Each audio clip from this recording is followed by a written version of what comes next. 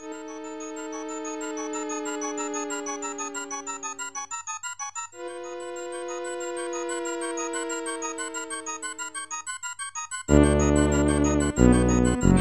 one super atheist brother. I promise my brother will start making videos eventually.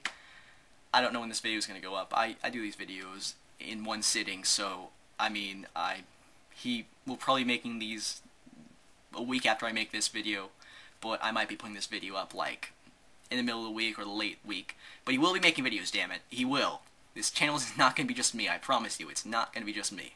I don't want to do it all. I want to share this channel. I think it will be much more interesting. I think it's much easier when you can kind of split the work up and you can have multiple videos. It's better content. It's faster. I like it. I think it's a great idea. I hope you do too.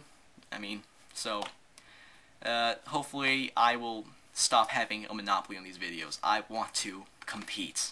Maybe we'll compete. Me and my brother will compete for who's better, and you'll decide. I don't know. I'm just talking. Anyways, I'm really making this video to get this argument out there.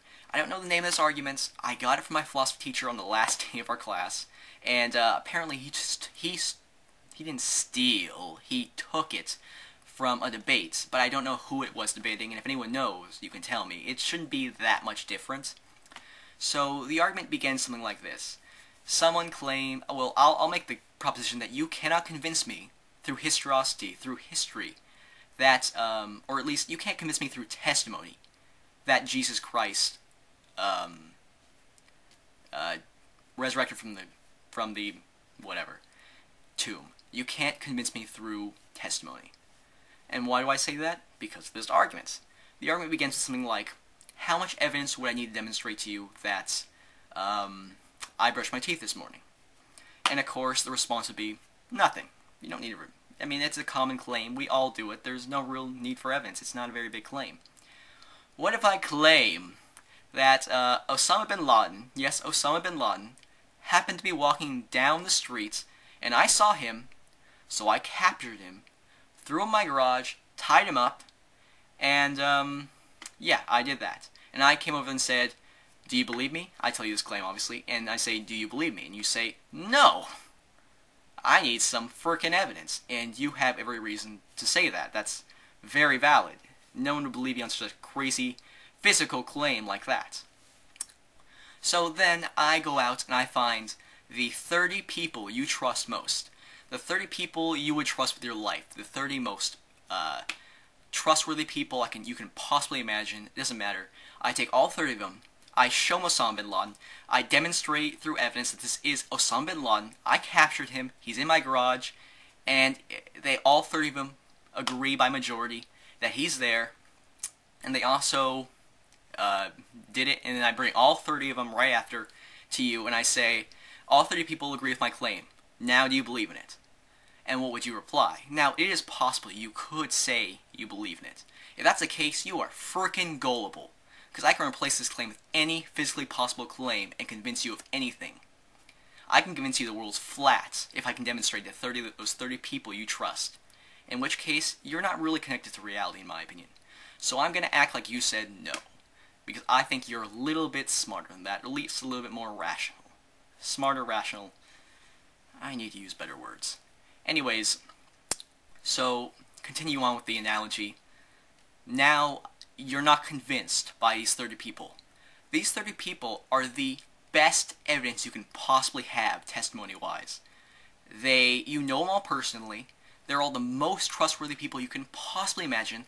They have a perfect consensus on the evidence.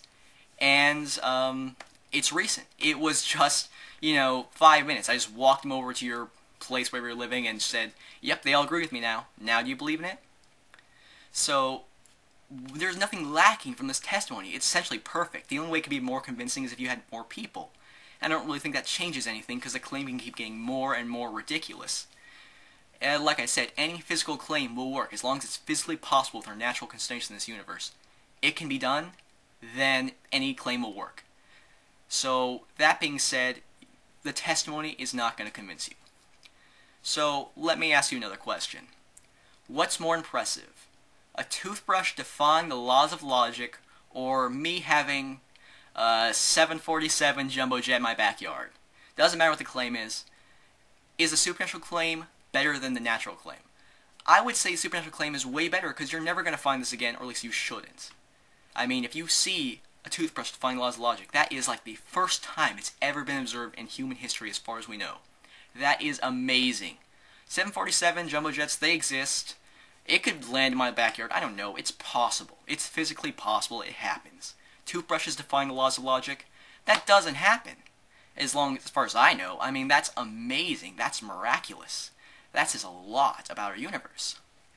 So, my basic point is that supernatural is greater than anything that's natural or physical automatically. So, now I come to my final conclusion. If you're a Christian and you believe in the resurrection, why? You don't believe a physically possible claim despite having the absolute best testimony possible. It was recent, it was consensus, it was majority, there was a lot of people, you knew these people personally, yet you believe a 2,000-year-old book with people you've never met, you don't know how trustworthy they are, you really, really don't. And they didn't necessarily come to a consensus, they're not exactly the same. And it's not recent. I mean, there's nothing good about this testimony compared to this other testimony. But you don't believe it, and it's supernatural claims included. You believe Jesus did all these supernatural claims. What the hell? You cannot have both. I mean, that's basically the conclusion. How can you believe in this testimony but not this testimony, despite the fact that this testimony is so much more convincing, this testimony is so weak? I can't demonstrate any better than that. If I made some logical error, if my argument's weak, if you went off the boat really early and you said that that evidence is convincing, I don't know what's wrong with you. Not necessarily wrong. I'm curious what your reasoning was. I want to know if this was an effective argument. I made a logical error. What's wrong with it? I've never heard it before until I kind of... I had some of my own thought into it, but I really stole it. I'm not going to say I made this up. So, what's your thoughts on this argument? I've never heard it on YouTube. So yeah, thanks. Okay. Have a nice day.